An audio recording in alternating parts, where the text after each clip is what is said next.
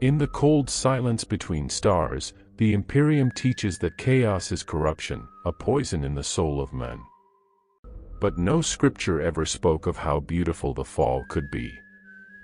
He was once a mortal, a soldier lost amid the grinding wars of 1,000 worlds. His name has long since dissolved into the warp's current, but memory lingers, the taste of iron, the smell of promethium, the endless prayers to a distant emperor who never answered. For years he fought for survival, for duty, for a purpose that dimmed each time a friend was vaporized beside him. And when the end came, it was not the enemy's weapon that broke him. It was silence, the silence after the final order, when no one remained to obey. In that silence, something answered. It began as a whisper behind his thoughts, a voice neither male nor female, smooth as oil, patient as eternity. It did not promise victory. It promised meaning.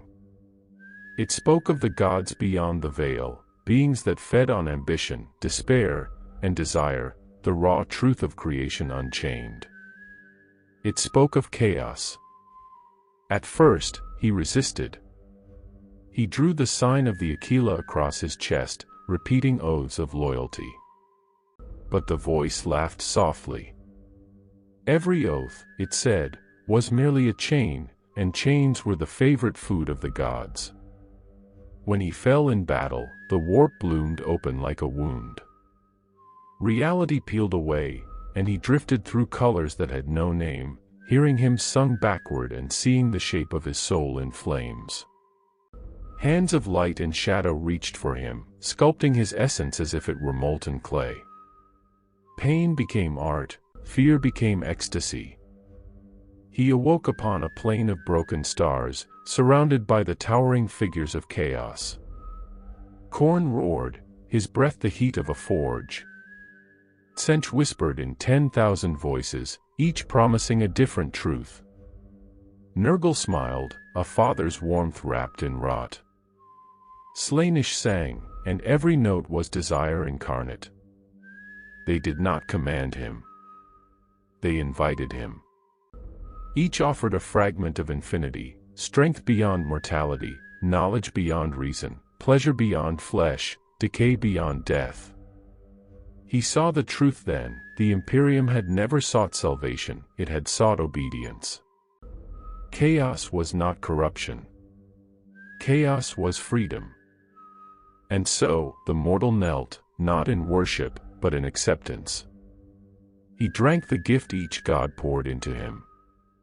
His body tore apart, rebuilt again and again by screaming energies. Wings of bone and sinew erupted from his back. His skin became a living script of demonic runes. Every heartbeat echoed like thunder through the warp. He was no longer man. He was a vessel of the primordial truth, the birth of a new godling. When the storm subsided, he stood upon a mountain of his former self, overlooking 1,000 battlefields frozen in time. Below him, armies of the damned knelt, traitor marines, demons, and mortals bound by awe. His name was reborn in the tongues of chaos. It was no longer a word but a concept, the will to rise beyond destiny.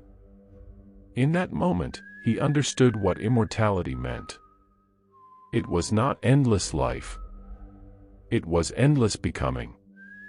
Every moment, his form shifted, horned, winged, radiant, grotesque, reflections of the emotions of those who worshipped him. Their hatred fed him. Their prayers sculpted him. He had become part of the warp's eternal heartbeat, a demon prince, both god and slave to the whims of chaos. Yet within him, buried beneath the abyss, a faint fragment of the man remained, the memory of silence after the last order, the yearning for meaning. And sometimes, when the galaxies burned too brightly and the screams of the lost grew dull, he wondered. Had he been chosen, or had he simply surrendered? He spread his wings across the void, the warp shimmering around him like a living ocean. Every planet that defied the gods would now feel his presence, a storm of claws, fire, and divine madness. His name would become a prayer and a curse, carved into the bones of history. The Imperium would call him monster. The gods would call him servant. But the warp itself would call him by his true title, Daemon Prince. And as his laughter rolled through the cosmos, half agony, half joy, the galaxy trembled, for it had gained yet another god. The warp had no horizon, no up or down, only endless motion. To the newly risen Daemon Prince, it was a sea of thoughts made flesh, of emotion turned into matter. Each ripple in its crimson tides carried a whisper, a memory, a promise. He hovered in the heart of it, his vast form suspended between madness and divinity. Once, he had felt gravity. Now, he felt worship. The first sound he heard as his senses aligned was chanting, distant, mortal, desperate. Through the veil of reality, he saw them, a warband of heretics kneeling in a ruined cathedral, their torches forming a trembling circle of light. They chanted his new name, the one given by the warp, a word that burned the tongue of mortals, a syllable that meant ascension. They had found a relic of his past, a fragment of armor scorched black, and built a shrine around it. Their leader, a former imperial chaplain turned blasphemer, raised a blade made from melted icons and whispered, "Show us the proof of your divinity, my lord." The Daemon Prince smiled, not from joy, but hunger. He reached out across the veil. His hand, vast and formless, broke through reality like molten glass. The cathedral shook. Walls cracked. The mortals screamed, not in fear, but in ecstasy. Their souls ignited, each one consumed as an offering. The air filled with ash and incense, their flesh turned to embers before the flames of his presence. Their sacrifice birthed a rift, a doorway of living light. Through it, he descended. The ground ruptured as he emerged, wings folded, horns glistening with warp fire. The stone beneath his feet melted, forming the mark of chaos undivided. Around him, the air distorted, reality bent in reverence. The only sound left was the heartbeat of the universe pulsing through him. He looked upon the remnants of the heretics, charred silhouettes frozen mid-prayer. Their souls drifted upward like glowing embers, swirling into his chest. Their faith nourished him, not like food, but like music feeding the flame of identity. He inhaled deeply, and the air shimmered gold and red. Each mortal's death reaffirmed what he had become, not merely a servant of chaos, but its embodiment. And then, they came, the emissaries of the dark gods. The first to arrive was a figure of molten brass and fury. From the blood mist strode a demon of corn, its armor dripping with the ichor of slaughter. Its voice was a blade. Prove yourself through battle. Drown this world in sacrifice, or be forgotten. The second shimmered into view, its form ever shifting, wings, eyes, serpents, fractal mirrors. Sench's herald spoke through 1,000 mouths. Knowledge is power, child of the warp. Claim a world, and the secrets of fate shall open to you. Then came the third, bloated and smiling, dripping corruption that sprouted flowers and flies. Nurgle's emissary embraced him with fatherly warmth. Spread the gift of decay, my son. Through rot, all things return to unity. Finally, the air trembled with music, color, and scent. A demon of Slainish danced into existence, every movement an invitation. Perfection awaits, my beautiful monster. Let desire be your weapon. 4 gods, 4 promises. But he knelt before none. He had drunk from all their chalices, he owed allegiance to no single power. He was chaos undivided, forged from balance, born from contradiction. He looked at each emissary in turn and said, "I will not serve one. I will serve the storm itself." The demons recoiled, surprised, but none dared strike. They knew his truth: chaos thrived not on obedience, but on will. And his will burned brighter than a dying star. With a sweep of his wings, he rose into the sky, the world below quaking as the warp bled into its crust. Rivers boiled. The sun dimmed. The ground itself screamed. He extended his arm toward the nearest city, once loyal to the emperor, now doomed to become his altar. With a thought, the walls cracked.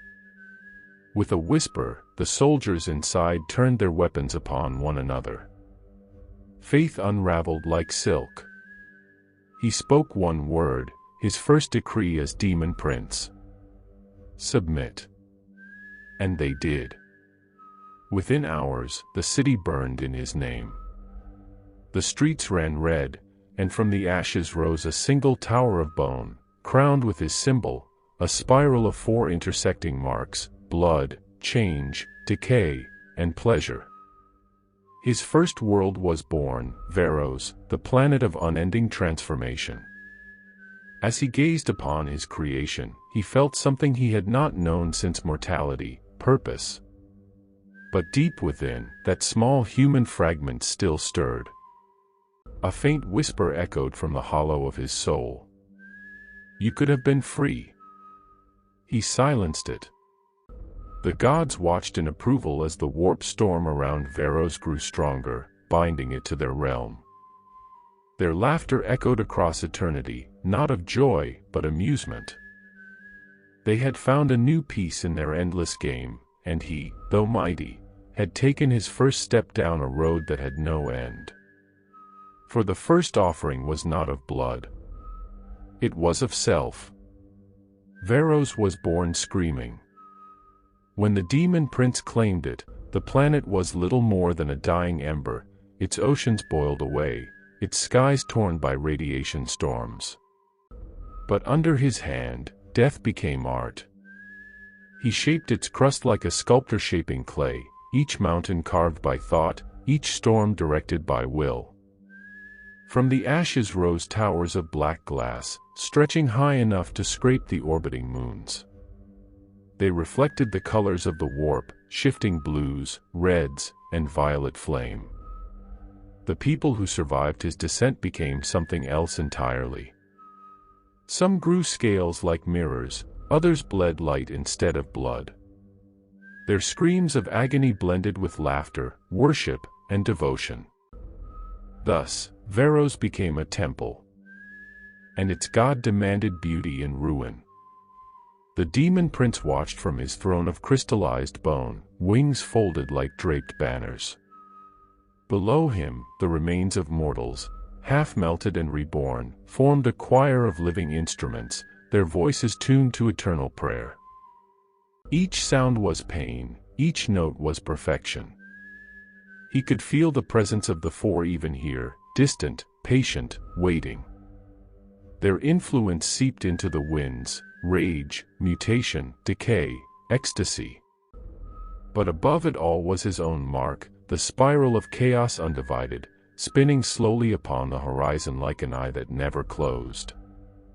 One night, if such a word still had meaning in a place where suns burned in reverse, a storm began to brew above the throne. Colors collided. Time shivered. From the rift emerged a shape, tall, robed, and crowned with living flame. It was a lord of change, servant of Tsench, the architect of fate. "You have made something beautiful," it crooned, voice echoing through 100 beaks. "But tell me, new godling, do you understand what you've made?"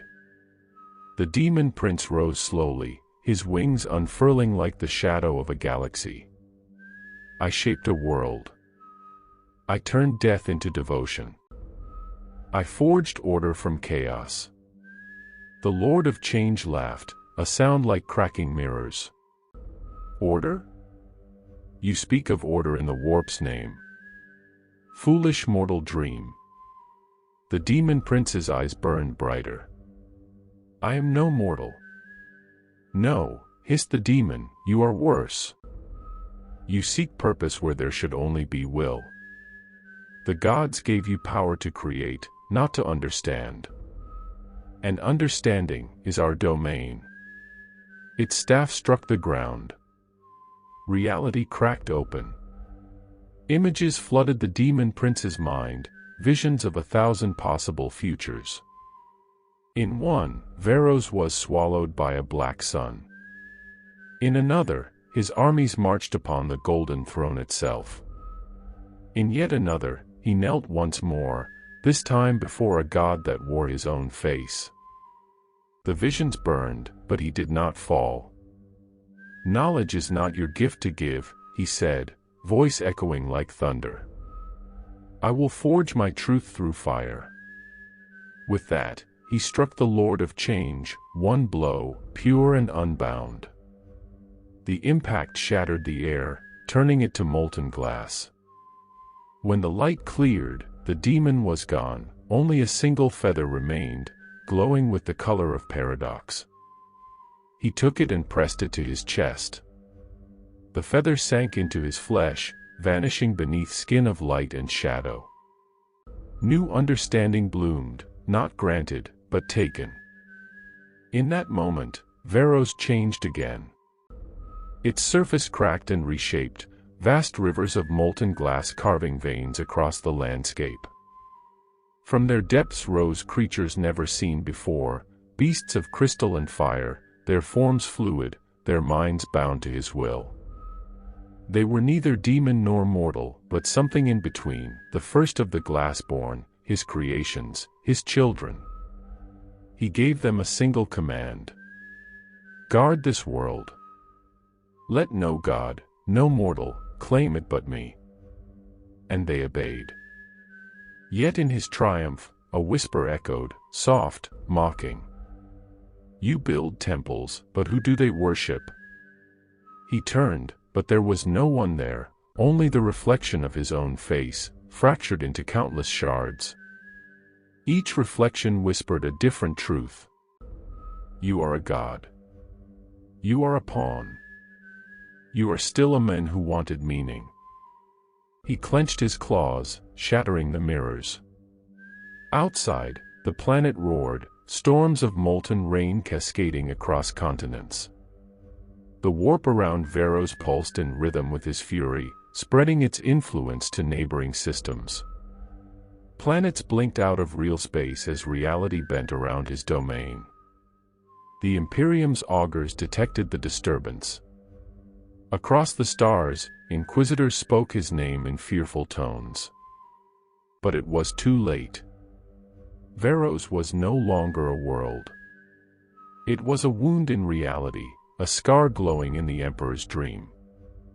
As the demon prince watched the horizon burn, he felt the faintest tremor of amusement ripple through the warp, Sencha's laughter, distant yet close. The architect of fate had lost nothing. For even defiance was a thread in his design. And as the storm quieted, the demon prince understood the truth too late. He had not defeated Sench. He had become his instrument. Veros had been silent for decades. From orbit, it shimmered like a dying jewel, red clouds burning across a surface of molten glass, lightning striking in patterns that seemed deliberate, alive. But silence in the warp is never peace. It is the inhale before the scream. The Imperium scouts were the first to arrive. A flotilla of gray ships, their hulls etched with the sigils of the Inquisition, entered orbit. Auspex readings failed immediately. Their Vox operators began whispering prayers instead of coordinates. The sky itself seemed to stare back. At the command bridge of the lead vessel, Lord Inquisitor Varen Hest stood in silence, staring at the world below. His eyes were tired, a man who had seen too much of heresy and not enough of hope. "Bring the exterminatus codes online," he ordered. "No life may remain on that surface." But before the order could be executed, something moved beneath the clouds. A shadow rose, vast, terrible, and luminous. The Demon Prince. Veros itself seemed to awaken at his presence. The crust trembled, and mountains of glass split open like wounds. From them emerged the Glassborn, thousands upon thousands of crystalline warriors, their bodies glowing with internal flame. They looked like statues until they began to scream, a sound like metal scraping against eternity. The Imperium's ships opened fire. Orbital lances tore the skies apart, burning through continents. But the beams fractured midair, splitting into prisms of unreality. Each fragment reappeared in orbit, reflecting the attack back at its source. The Imperial flotilla disintegrated within seconds. Only one ship survived long enough to send a message. It was a single phrase. The world fights back. The Demon Prince watched from his throne, expression unreadable. He felt no joy in the slaughter, only inevitability. This was the cost of divinity. To protect his world was to wage war against all of creation. As the warp hulled around him, he extended his hand, summoning the storm. Tides of unreality swept through the void, pulling wreckage and souls alike into the maelstrom. The fallen soldiers of the Imperium screamed as their flesh was rewritten, their faith reshaped into something crueler, sharper. They rose again, the burned faithful, their armor fused with glass, their prayers now inverted hymns to chaos. Still, the Imperium did not relent. A week later, a new fleet arrived, this time led by the Grey Knights. They came not to destroy, but to purify. They landed upon the burning plains of Veros, where molten rivers ran like veins through the soil. The Demon Prince descended to meet them, his wings unfolding into the clouds. At their head stood Brother Captain Oriel, silver armor glinting with holy runes. He raised his hammer, glowing with psychic light. "You were once a man," Oriel shouted, his voice cutting through the storm. "You could have died with honor. Now you'll be erased with mercy." The Demon Prince smiled, a terrible, almost human smile. Mercy is a luxury of the living. Their clash cracked the sky. The hammer struck with the weight of saints. The demon's claws struck with the fury of gods. Each impact created shock waves that shattered mountains and reversed gravity. Time fractured, moments replayed and bled together. Soldiers fought and died twice, caught in loops of their own courage. The Demon Prince began to fall. Not in body, but in faith. For as he battled, he saw flashes of what he once was, a mortal general, kneeling before a dying god-emperor, promising to serve forever. He had believed in purity once. In purpose. Now all he had was eternity. And eternity, he realized, was hollow. With a roar that tore the veil between realms, he unleashed the full power of Veros.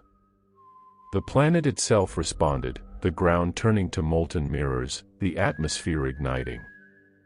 The Grey Knights were consumed in a storm of reflected light, each one's soul crystallized into a prism that sang with endless agony. When it ended, Oriel stood alone. Kneeling. Dying. "Your victory," he gasped, "is just another lie the gods feed you." The Demon Prince looked down, his wings heavy with ash. "Then let me be their greatest lie." He struck the final blow. Silence returned, but it was no longer peace. The planet burned brighter than ever, a beacon in the warp. Its light reached across sectors, drawing the gaze of gods and monsters alike. And somewhere deep within his throne chamber, the Demon Prince heard laughter, not from the warp, but from the reflections around him. His own voice. Infinite. Echoing. Mocking. Veros was his creation.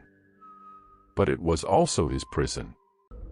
And in that moment, he began to understand that the greatest chains are the ones you forge yourself. Time does not move in the warp, it writhes.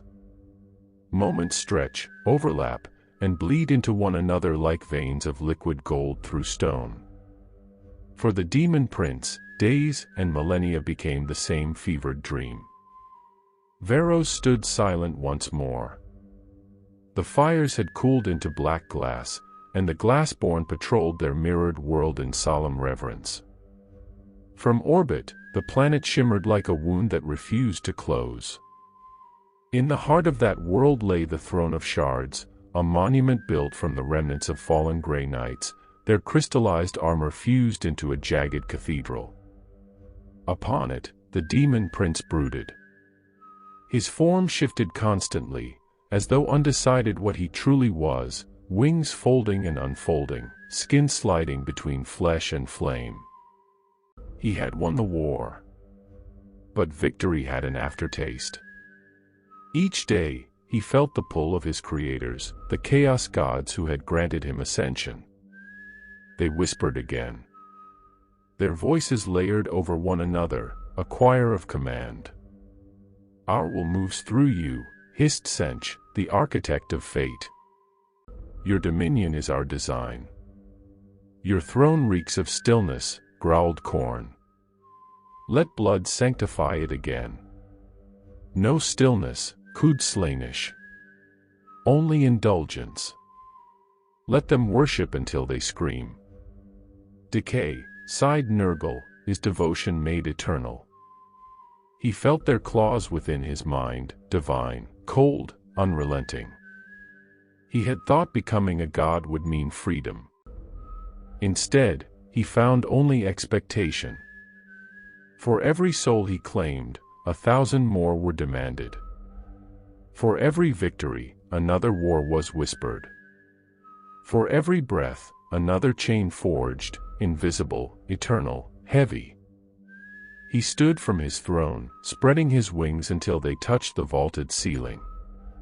I am not your puppet, he roared, his voice shaking the sky. I am the flame you ignited, not the candle you hold. The gods only laughed. Lightning tore across Veros. Oceans of glass cracked open, spilling molten light into the void.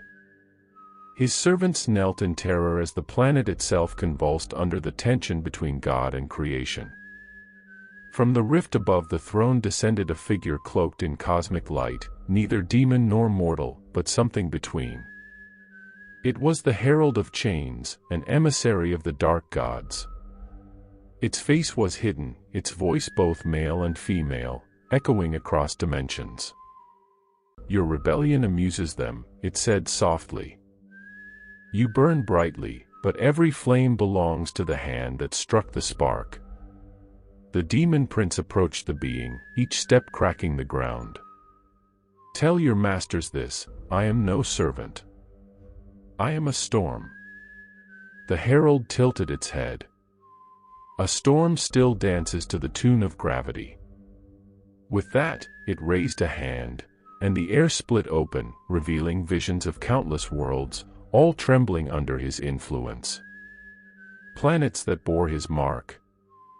Armies that whispered his name in worship or fear. Every one of them existed only because the gods allowed it. You think you conquered Veros, the herald continued. But it was never yours. You were shaped to be its guardian, its tormentor, its prisoner. The chains you feel are not forged around you. They are you. Rage ignited within him. His aura flared, turning the sky crimson. He struck, claws tearing through the herald's form, but where it should have fallen, it simply dissolved into smoke, reforming behind him. Defiance, it whispered. How divine of you. Then it vanished, leaving silence and realization. He looked down at his hands. The runes carved into his flesh glowed faintly. They were not symbols of power. they were brands, signatures of ownership. For the first time since his ascension, he felt something he had thought long buried. Fear. He turned from the throne and walked into the wastes of glass. The wind there sang like broken instruments, echoing the memories of the fallen. His reflection stared back at him from every shard, infinite versions of himself, each twisted differently by the warp's mood. Some looked monstrous. Others looked human. He knelt among them and whispered to his own reflection. Was this what I wanted? Or what they wanted me to want? The reflection smiled on its own, a cruel, knowing smile. Does it matter? It asked. You are what you became. The glass cracked, and from it, another him crawled out, a shadow twin sculpted from memory and regret. It stood before him, identical in every way except its eyes, which burned with the purity of his forgotten humanity. The two stared at each other, motionless. Then the twin spoke, voice trembling but sure. I was you before the gods claimed us. You traded a soul for a throne. Do you even remember why? The demon prince's wings flared, but his words caught in his throat. Because he had wanted meaning. Because he had been tired of silence. Because he had wanted freedom. But freedom without self is just another name for slavery. The twin smiled, fading into mist. Then remember this, even gods can break their own chains. When the echo vanished, the demon prince stood alone, surrounded by shards of himself. He looked to the burning horizon of Veros, the storm swirling with his thoughts. For the first time since his transformation, he no longer felt invincible. He felt aware. And in the distance, through the trembling warp, something stirred, a faint, impossible light beyond chaos itself. A promise. Or a trap. For eons uncounted, there had been only shadow. The warp was a sea of screams and colorless flame, its currents ruled by madness and desire. Yet now, through its depths, something impossible glimmered, a light that did not flicker or burn, but simply was. The demon prince saw it first as a ripple at the edge of perception, faint and defiant. It should not exist. The warp consumed purity, devoured stability. But the light endured. He stood upon the peak of Veros, the air trembling under his breath. The reflection of that strange glow danced across the black glass like a ghost's heartbeat. His armies felt it too, demons whispering in confusion, their forms stuttering, their faith fracturing. For the first time, even chaos hesitated. The gods' voices reached him, thundering through his mind. Ignore it, commanded Korn, voice like a war drum. It is a trick, hissed Sench, a pattern meant to unmake the tapestry. Oh, but what if it feels divine, purred Slainish. Wouldn't it be delicious to taste?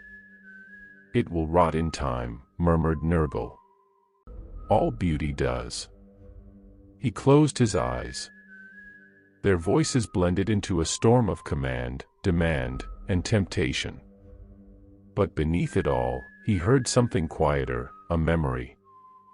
Even gods can break their own chains. The reflection of his lost humanity had whispered those words before vanishing. Now they echoed through his essence, guiding him toward the impossible glow. He spread his wings and rose into the warp's upper veil. The world below shrank into a scarred jewel, its beauty almost mournful. The air thinned, replaced by the fluid pressure of unreality. Every motion tore open new storms, bleeding color into the void. And then, he saw it clearly. A rift. But not of chaos, of something older. It pulsed with warmth, calm, and harmony, everything the warp was not. It was a wound in madness, bleeding serenity. And for a brief, trembling moment, the Demon Prince remembered sunlight. The true kind, the light that touched skin, not soul. He reached out. The instant his claw brushed the glow, pain consumed him.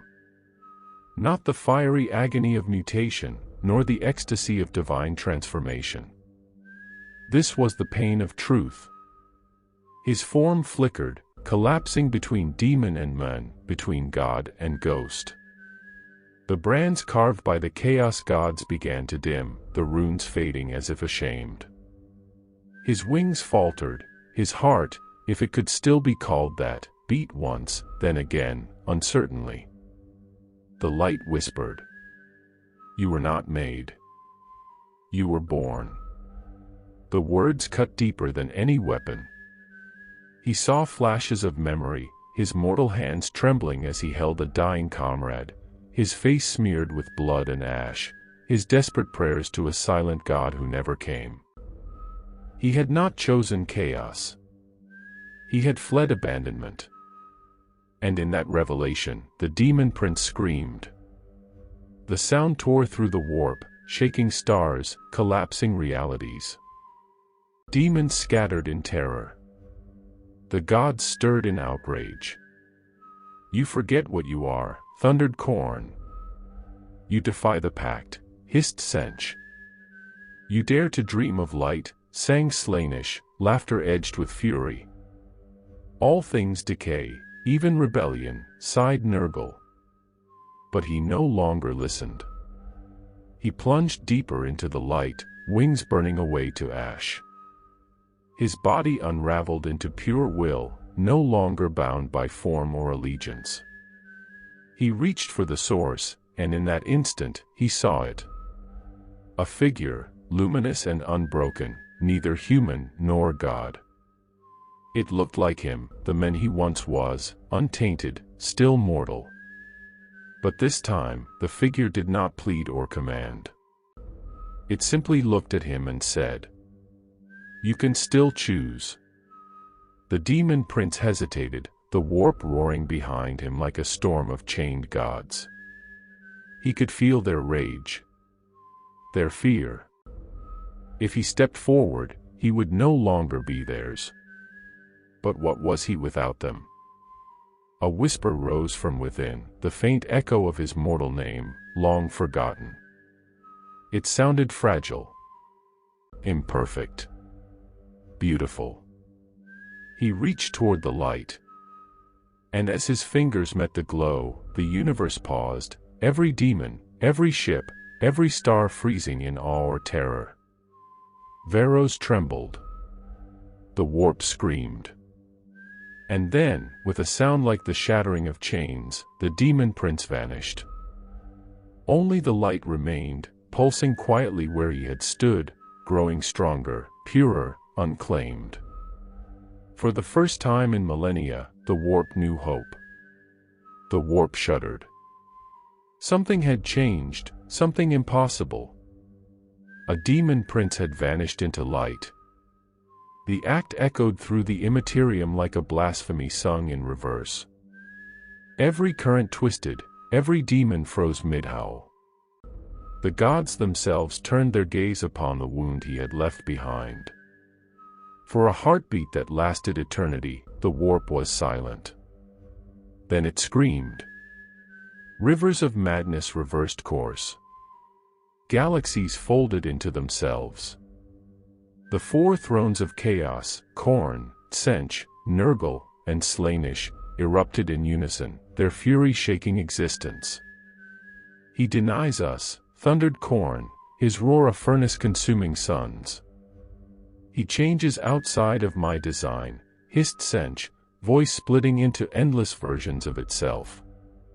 He rejects the gift of decay, moaned Nurgle, his sorrow dripping into creation as disease. He chooses purity over pleasure, screamed Slaanesh, trembling with offended ecstasy. They had seen rebellion before, entire legions, primarchs, even gods in making who thought they could rise above chaos. But never one who reached beyond it. The Demon Prince's name, once sung in madness and worship, now became a curse. His image was stricken from the scrolls of the damned. His sigils burned away from demon flesh. His followers, the glassborn, the burned faithful, turned upon one another, driven mad by the god's wrath. Veros, his world, began to die. The glass seas melted into nothingness. The mountains of light crumbled into dust. The planet's core pulsed like a dying heart, screaming through every reflection. Those who prayed to him now found their prayers devoured, not by silence, but by hatred. And in the eye of this storm, the gods forged their revenge. They gathered his essence, the fragments of his being still echoing through the warp, and chained them in a cage of paradox. Each god claimed a piece of what he had been. Khorne took his strength. Tsench took his will. Nurgle took his endurance. Slaanesh took his passion. But none took his soul. It was gone, dissolved into that forbidden light. He cannot escape, snarled Khorne. He is of us. Then why can we no longer find him, whispered Tsench. Why does his name fall into silence when spoken? Silence, again. That same silence that had begun his fall. The gods' fury turned outward. They unleashed their legions across the warp, seeking to erase any trace of his heresy. Planets that once whispered his name were annihilated in storms of chaos fire. Star systems were unmade. Even demons who dared to remember him were torn from existence. But whispers persisted. Even gods cannot kill memory. In hidden corners of reality, faint echoes remained, soldiers who dreamed of light within darkness, demons who paused before slaughter and wept without knowing why. A single word would sometimes slip through their lips as they awoke from battle frenzy. Freedom. And that word carried through the warp like a contagion. The gods, in their fury, had made something they could not unmake, doubt. They tried to drown it in war, pleasure, rot, and deception. But the idea remained, fragile, glowing, stubborn. Even in their own realms, servants began to question. Why do the gods rule? Why do we obey? And somewhere beyond the veil, beyond the shrieking tides of chaos, the light pulsed again, faint but steady. Inside it, something stirred. The Demon Prince, or what he had become, drifted within that radiance, unbound by the laws of the warp. He had no wings now, no claws, no throne. Only awareness. He saw the gods raging, his world collapsing, the chains breaking one by one. He felt no anger. No fear. Only understanding. He whispered into the emptiness. You gave me eternity. I will give you reflection. And as he spoke, the light rippled outward, touching the edge of the warp, then the void, then the stars. Every spark of chaos flickered. Every scream faltered. For the briefest instant, even the gods hesitated, unsure whether they had just been defied, or redeemed. But the moment passed. The fury returned. They swore vengeance eternal. The hunt for the lost Demon Prince began. And the galaxy trembled once more, not from war, but from the first whisper of change that even chaos could not predict. 1,000 years passed. Or perhaps only one heartbeat. Time, in the warp, is just another lie. The light that had swallowed the Demon Prince drifted at the edge of the Imperium, a sanctuary beyond corruption, yet born from it. Within that radiance, fragments of him slowly reformed, not as flesh, nor as demon, but as thought. He remembered who he was, not as a name, but as a choice. He had defied eternity. He had looked upon the face of the gods and said no. And now, within that infinite calm, he waited. Outside, the warp raged endlessly. The gods' war for dominance grew fiercer with each passing aeon. Armies clashed, realms devoured one another, and mortals, ever faithful, ever doomed, spilled their blood in names they no longer understood. But through it all, the faint echo of his rebellion persisted. The idea of the unbound. It began as whispers among demons, disobedient fragments of thought that refused to obey their masters. Then it reached mortals, cultists who prayed not for power, but for release.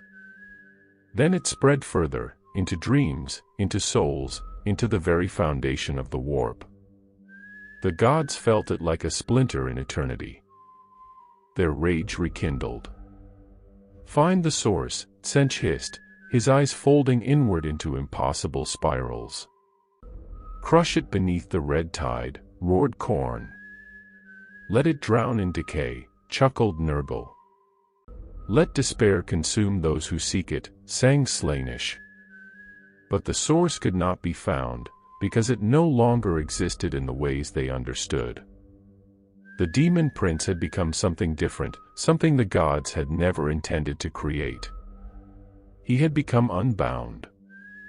He existed between reality and the warp, between sin and salvation. He was the reflection in every dark mirror, the flicker of doubt in every zealot's prayer. His presence was not seen, but felt, a tremor in the soul, a question whispered in the mind. What if there is more? And as the question spread, worlds began to shift. On the Imperial frontier, soldiers facing annihilation suddenly felt courage untainted by doctrine. In chaos warbands, champions began to hesitate before slaughter, seeing in their enemies' eyes something hauntingly familiar.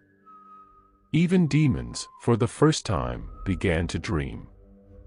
The warp trembled with potential, a ripple of freedom neither divine nor damned.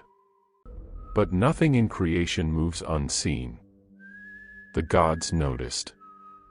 Their wrath returned, vast and cold. They unleashed storms across the Imperium, tearing apart dimensions to root out the heresy. The echo of the unbound grew louder, clearer, taking shape once again.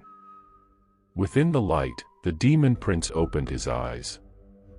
The radiance around him pulsed in rhythm with his heartbeat, or perhaps the universe's. He saw both realities at once, the rotting splendor of chaos and the fragile spark of mortal will. He understood now that neither could destroy the other. They were two halves of the same truth. To deny chaos is to deny creation, he whispered. But to serve it blindly is to deny self. He spread his wings, no longer bone and fire, but arcs of shimmering energy. His body glowed with the hue of dawn, a color unseen since the birth of stars. And when he spoke again, his voice echoed through both realms. "I am not your weapon, nor your enemy. I am the question you fear." With that, he stepped out of the light and into the warp. The gods felt his return instantly. The Imperium convulsed in disbelief. Their lost servant had not fallen, nor risen, but changed. He no longer bore their marks. He was something the warp itself could not categorize. A paradox. A scar of freedom across the face of eternity. The first to face him was Khorne. The blood god's laughter shook entire dimensions as he manifested before the unbound, his throne of skulls burning brighter than suns. "You return to die," Khorne bellowed. "No," replied the unbound. "I return to live." Their clash ignited a storm of such magnitude that galaxies bled. But when the fire faded, Khorne found his throne cracked, not destroyed, but changed. The skulls upon it no longer screamed. They were silent. Peaceful. One by one, the other gods turned their gaze upon him. Each saw their reflection in what he had become, and recoiled. For he was no longer their creation. He was their mirror. The Unbound looked upon the endless madness around him, the warring legions, the collapsing worlds, the eternal cycle, and whispered, "This must end."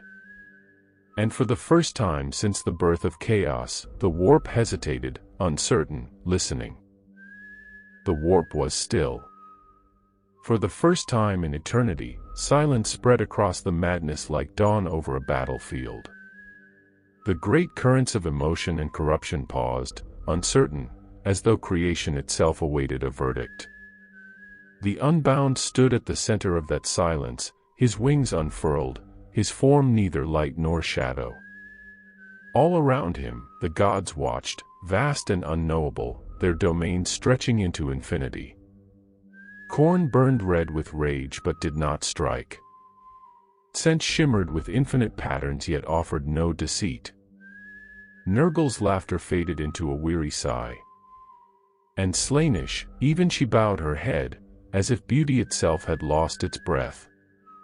"You defy us still," whispered Sench, his voice a thousand layered murmurs. "No," replied the Unbound.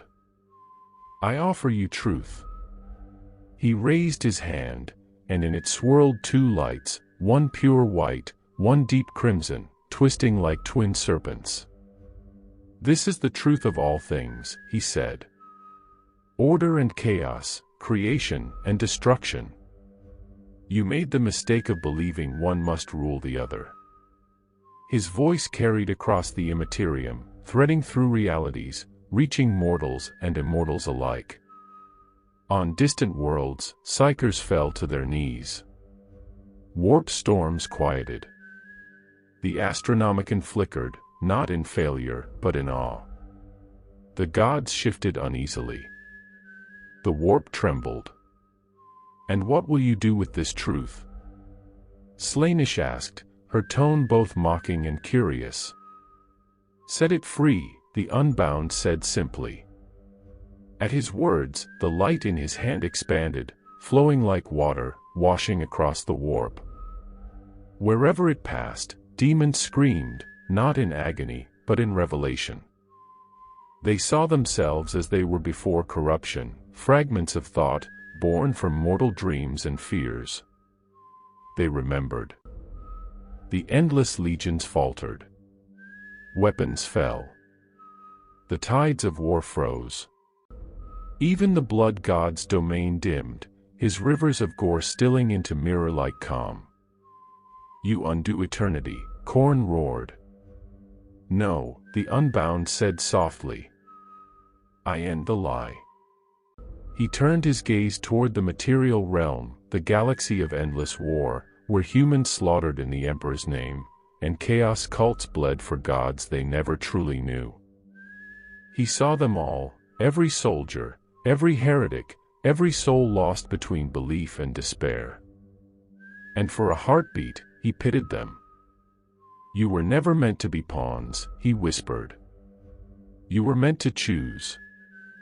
Then, with a gesture as gentle as mercy, he cast the twin lights outward, into reality. Across the stars, the veil thinned. For a brief, impossible moment, mortals saw the truth. They glimpsed the warp not as hell, but as reflection, the collective dream of their own making. Some wept. Some went mad. Some simply smiled, understanding at last the meaning of their suffering.